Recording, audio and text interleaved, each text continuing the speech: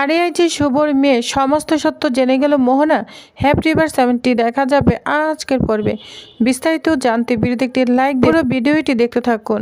গল্পের শুরুতে আমরা দেখতে পাবো আদি আরিয়ার ঘরের দরজার সামনে দাঁড়িয়ে বলে, আরিয়া নিচে নেমে এসো, একটু কিছু হলো তোমাকে খেতে হবে।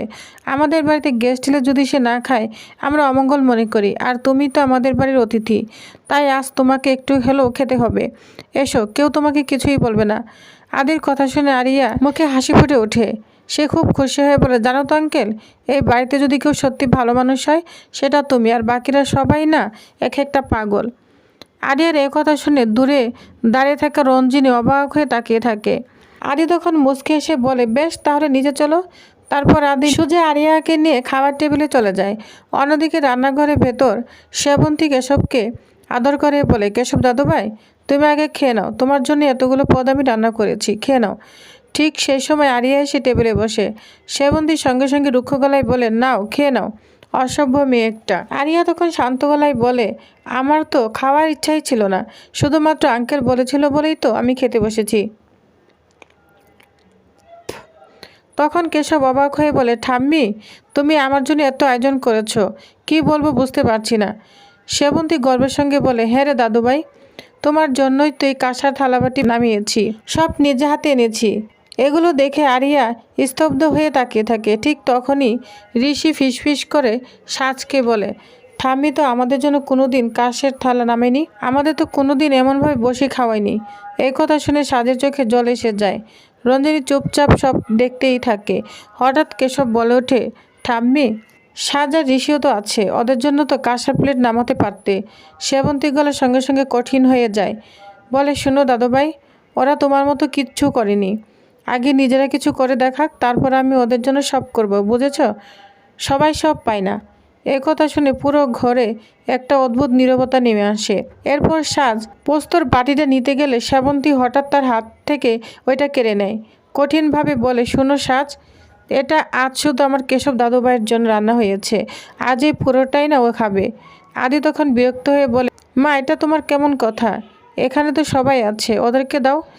সেবন্তী তখন বলে, না আদি, কেশব দাদুভাই বিদেশ থাকে, এসব খায় না, আর ওরা তো রোজই খায়, আজ কেশব দাদুভাই খাবে। কেশব তখন লজ্জা পেয়ে বলে, ঠাম্মি আমি অতটা খেতে পারবো না, সাজকে একটু দাও। সেবন্তী বলে, না দাদুভাই সবটাই তুমি খাবে, দাঁড়াও আমি তোমাকে খাই দিচ্ছি। এই বলে সেবন্তী নিজ হাতে কেশবকে খাই দিতে থাকে। পুরো ঘটনাটা দেখে আরিয়া স্তব্ধ হয়ে অবাক হয়ে দেখতে থাকে। সবার চোখে অস্বস্তি, কিন্তু কেউ কিচ্ছু বলার সাহস পায় না। শুভ আরিয়াকে আরও ভাত দেয়, আরিয়া চুপচাপ খেয়ে নেয়। শুভ মনে মনে ভাবে, আরিয়া তো বাবার সঙ্গে অস্ট্রেলিয়া ছিল, হয়তো পোস্ত কখনোই খায়নি, তাই ভালো লেগেছে। আরিয়া মনে মনে বলে, অল্পই খেয়েছি, তবু কেন জানি পেটটা ভরা ভরা লাগছে। খাওয়া শেষ করে আরিয়া উঠে দাঁড়ায়।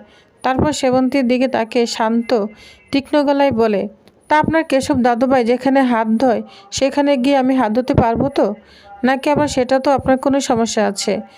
এই কথা শুনে তো সেবন্তী প্রচণ্ড রেগে যায়, চিৎকার করে বলে, কি বলতে চাও তুমি? আরিয়া তখন বলে, আমি শুধু দেখছি আপনি সবার সামনে কেমন পার্সিয়ালিটি করছেন, আর আশ্চর্যের বিষয় কেউ কিছুই বলছে না, সবাই দাঁড়িয়ে দাঁড়িয়ে শুধু দেখছে। আরিয়া তখন আরও বলতে থাকে, আপনি একজনকে নিয়ে এত মাতামাতি করছেন, আর বাকি সবাই কি ফেল না? এই বাড়িতে তো সবাই নিয়মকানুন নিয়ে এত বড় বড় কথা বলে, অথচ বাচ্চাদের বেলা এত পার্সিয়ালিটি, এটা আমি একদম সহ্য করতে পারছি না। সাজ আর ঋষি দুজনে একে অপর দিকে তাকিয়ে থাকে। আরিয়ার কথায় সেবন্তীর মুখ মুহূর্তে রাগে লাল হয়ে যায়। আরিয়া আবার বলতে থাকে, এজন্যই তো আপনাকে জিজ্ঞাসা করেছিলাম আপনার কোনো সমস্যা হবে না তো, কিন্তু এখন বুঝতে পারছি সব কিছু না একতরফা। তখন সেবন্তী চিৎকার করে উঠে বলছে, দেখছিস তোদের সবার সামনে এই মেয়েটা আমার সঙ্গে বেয়াদবি করছে, আমাকে এত কথা শোনাচ্ছে, আর তোরা সবাই চুপ করে বসে আছিস, কেউ কিছু বলছিস না? আমি আর এখানে থাকবই না, চলে যাচ্ছি আমি, এই মেয়েটা এসেই শুধু অসভ্যতা করেছে, আর তোরা সব সহ্য করছিস। এই কথা বলে সেবন্তী ওইখান থেকে চলে যায়। সেবন্তী চলে যেতে শুভ আরিয়ার দিকে তাকে কঠিন গলায় বলে, আরিয়া তোমার কি দরকার ছিল এসবের মধ্যে কথা বলার? আমাদের কার সঙ্গে কেমন সম্পর্ক, কার প্রতি কার টান, এগুলো আমাদের ব্যাপার, তুমি না বোঝেই কেন এসব কথা বললে? শুভর কথায় আরিয়া আর কিছু না বলে চোখের জল নিয়ে সেখান থেকে রাগে চলে যায়। কেশব ধীরে ধীরে বলে, ঠাম্মি তো আবার রেগে চলে গেল। তখন শুভ কেশবকে বুঝিয়ে বলে, দেখো কেশব, তোমার ঠাম্মি তোমার জন্য কত সুন্দর করে খাবার সাজিয়েছে, তুমি খেয়ে নাও। এরপর সাজ আলাদা একটা বাটিতে পোস্ত নিয়ে ঋষির সামনে দেয়। ঋষি খুব খুশি হয়ে যায়। আদিও আনন্দে হাততালি দেয়। তিনজনে একসঙ্গে হাসতে হাসতে খেতে শুরু করে। অন্যদিকে দেখা যায় আরিয়া নিজের ঘরে গিয়ে দরজা বন্ধ করে কান্নায় ভেঙে পড়ে। মনে মনে বলে, ড্যাড আমাকে একবারও ফোন করলো না, একবারও খোঁজ খবর নিল না, এত ব্যস্ত কেন সে? আমার কথা কি তার একটু মনে পড়ে না? আমি কিছুই বুঝতে পারছি না। ড্যাড কি আমাকে ভুলে গিয়েছে? হঠাৎ তার মনে পড়ে যায় স্ত্রীর সেই সাজানো ঘরের কথা। আরিয়ার চোখে জল এসে যায়। সে বলে, মিসেস রয় আর আঙ্কেল কত যত্ন করে ঘরটা সাজিয়ে রেখেছে, তাদের মেয়ের জন্য সব কিছু রেখে দিয়েছে, অথচ আমার ড্যাড আমার ছোটোবেলায় একটা ছবিও রাখিনি, একটা খেলনাও রাখিনি, একটা জামা কাপড়ও না, কিচ্ছু রাখিনি। এ কথা বলতেই আরিয়া ওই ঘরের দিকেই চলে যায়। ঘরে ঢুকে দেখে টেডি বেয়ারটার চোখ একটু বেঁকে আছে। আরিয়া ধীরে ধীরে টেডির চোখটা ঠিক করে দেয়। তারপর টেডিকে বুকে জড়িয়ে ধরে বলে, তোমার মা বাবা তোমাকে কত ভালোবাসতো, তাই তো এই ঘরটা তো সুন্দর করে সাজিয়ে রেখেছে। এখানে এসে না খুব শান্তি লাগছে। কিছুক্ষণ পর সে আবার কান্নায় ভেঙে পড়ে। বলছে, আমার ডেট আমার জন্য কিচ্ছু রাখেনি, আমাকে কি সে আদৌ ভালোবাসে? হঠাৎ বাইরে কারো পায়ের শব্দ শোনা যায়। আরিয়া ভয় পেয়ে দ্রুত আলমারি লুকিয়ে পড়ে। মনে মনে বলে, মিসেস রয় তো বেরোচ্ছেন না, আমি কিভাবে এখন থেকে বেরোবো? ঠিক তখনই শুভ ঘরে ঢুকে। শুভ অবাক হয়ে বলে, দরজাটা খোলা কেন? মনে হয় পরিষ্কার করতে এসে কেউ দরজাটা খোলা রেখেছে। সে ধীরে ধীরে ঘরের ভিতর ঢুকে আর চারপাশ দেখতে থাকে। আলমারির আড়ালে লুকিয়ে থাকা আরিয়া নিঃশ্বাস চেপে ধরে। ভয় কষ্টের অভিমানে তার বুকটা ভেঙে যাচ্ছে। এদিকে শুভ একা একাই স্ত্রীর জামা কাপড়গুলো হাতে নিয়ে একটার পর একটা দেখতে থাকে।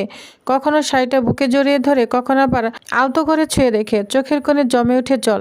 শুভ ধীরে ধীরে বলে ওঠে, স্ত্রী, তোর মা তোকে এখনো খুব ভালোবাসে, খুব মিস করে তোকে। আমিও জানি তুই তোর মাকে খুব মিস করিস। এই কথাগুলো শুনে আরিয়ার বুকের ভিতর মুচড় দিয়ে ওঠে। মনে মনে সে বলে, তাই তো, আমিও আমার মাকে খুব মিস করি। এদিকে শুভ আবার বলতে থাকে, তুই কি এখনও তোর মায়ের গান গাওয়া মিস করিস? জানিস আমি তোকে কিভাবে ঘুম পাড়াতাম গান গেয়ে গেয়ে। এই বলে শুভ স্ত্রীর একটি শাড়ি হাতে নিয়ে ছোট বাচ্চার মতো ঘুম পাড়ানি গান গাইতে শুরু করে। ঘরের ভেতর কেবল সেই করুণ গান আর শুভর ভাঙ্গা গলার আওয়াজ। সুপার আড়াল থেকে সব শুনে আরিয়া নিজেকে সামলাতে পারে না। চোখ বেয়ে টপ টপ করে জল পড়তে থাকে। সে ফিসফিস করে বলে, মানুষটা কত কষ্ট পাচ্ছে নিজের মেয়ের জন্য। মনে মনে ভাবে, মিসেস রয় চলে গেলে আমি এখান থেকে বেরোবো। ঠিক তখনই কেশব সেখানে এসে উপস্থিত হয়। দরজার সামনে দাঁড়িয়ে কেশব শুভকে দেখতে থাকে। শুভ তখন গান গাইছে, ঘুম পাড়ানির গান। স্মৃতিতে ডুবে থাকা একজন বাবার স্মৃতিতে ডুবে থাকা একজন অসহায় মায়ের গান। কেশব ধীরে ধীরে এসে শুভর কাঁধে হাত রাখে। শুভ চমকে তাকায়। কেশব তার মাকে সোফায় বসিয়ে দেয়। তারপর নিজেই তার মায়ের কোলে মাথা রেখে শুয়ে পড়ে। শুভ তো অবাক হয়ে যায়, কিন্তু কিছুই বলে না। শুভ তখন কেশব মাথাটা হাত বুলিয়ে দেয়। ঘরের ভিতর যেন এক অদ্ভুত শান্ত পরিবেশ তৈরি হয়। এই সময় সুপার পিছন থেকে আরিয়া ধীরে ধীরে সামনে চলে আসে। শুভ আর কেশব দুজনেই ঘুমিয়ে পড়েছে। আরিয়ার পাশে বসে পড়ে আর অজান্তে তার চোখ বন্ধ হয়ে আসে। আরিয়া ওই পাশে বসে পড়ে, অজান্তে তার চোখটা বন্ধ হয়ে আসে। হঠাৎ ঘুমের মধ্যে শুভর হাতটা এসে আরিয়ার মাথার উপর পড়ে যায়। তিনজন মানুষ তিন রকম কষ্ট নিয়ে একসাথে ঘুমিয়ে পড়েছে। রাত কেটে যায়। সকালবেলা হঠাৎ আরিয়া উঠে দাঁড়াতে গিয়ে হোঁচট খেয়ে পড়ে যায়। পায়ে তীব্র ব্যথা পায় সে। ঠিক তখন তার ফোনটা বেজে ওঠে। আকাশ ফোন করেছে। লাউড স্পিকারে কথা বলতে থাকে আরিয়া হ্যালো বলতে থাকে। ওই সময় মোহনা এসে ওইখানে পৌঁছায়। আকাশের কণ্ঠ শুনে মোহনা থমকে যায়। মোহনা বলে, এটা কার কণ্ঠ শুনছি আমি? এক মুহূর্তে মোহনা সব বুঝতে বাকি থাকে না। তার চোখে সন্দেহ, বিস্ময়ের রাগ তিনটাই ফুটে ওঠে। বাস, তাহলে আপনাদের কি মনে হয় এবার কি তাহলে মোহনা জেনে যাবে আরিয়াই শুভর মেয়ে? তো নেক্সট আপডেটে কি হতে চলেছে জানতে অবশ্যই আমার সাথেই থাকুন। ধন্যবাদ।